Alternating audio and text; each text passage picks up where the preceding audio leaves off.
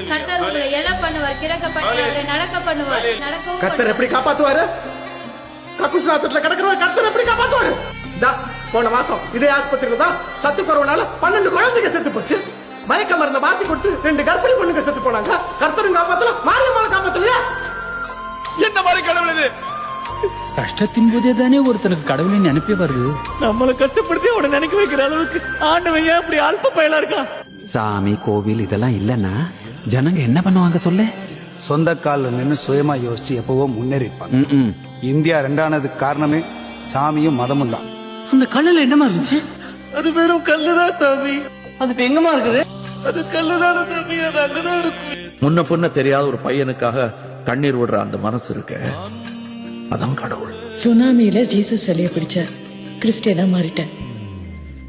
அதுவே டெடிபேர் கரடி பொம்மையை பிடிச்சிருந்தா என்னவா மாறி இருப்பேன்? நீங்க கடவுள் இல்லைன்னு மட்டும் சொல்லாதீங்களே. நான் கடவுள் இல்லைன்னு எங்க சொன்னேன், இருந்தா நல்லா இருக்குன்னு நான் சொன்னேன்.